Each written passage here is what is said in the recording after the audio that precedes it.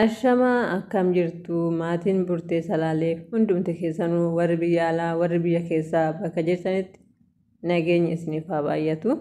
Ani nagaa koodhaa galata rabbii isiniin jedha. Har'as viidiyoo biraatti walitti deebinee jirra. Haga dhuma viidiyoo turtii gaarii. Warri addisii taatan immoo sheer sabiskiraayib gochuu hin dagatina. Warri sana dura sheer sabiskiraayib naa gootan immoo guddaa galatoomaa isiniin jedha. Gara viidiyootti darba. Jaalala jechuun bareedina barbaadu miti. Jaalala jechuun faayidaa dhuunfaa barbaadu miti. Jaalala jechuun fedha foonii barbaadu miti. Jaalala jechuun yeroo fayyaa qabanii fi yeroo gammachuu qofa wal barbaadu miti.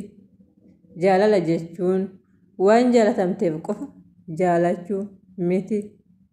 Jaalala jechuun namumti wal jaalateef jaalachuu miti. Jaalala jechuun waan inni si dideef atis guyyaa eegdee liqii deebisuufi miti. Jaalala jechuun bifa nama sanaa ilaaluu miti.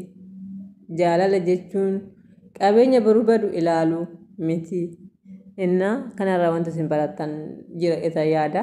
Jaalala jechuun jaalalli yeroo baay'ee akka nu hubannutti jaalala jechuun gaddaaf gammachuus waliin dabarsuudha. Jaalala jechuun waan hunda keessattuu waliin ta'uudha.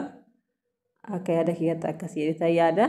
Akkasumas immoo eessumattuyyuu jaalala jechuun yeroo fayyaa qaban qofa wal jaalachuu minaa miti.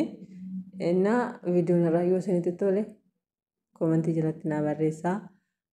Viidiyoo sabiskiraayib godhaa, sheeris walii godhaa, wal biraa dhaabbannu isiniin jedha. Haga viidiyoo biraatti walitti deebinutti turtii gaarii.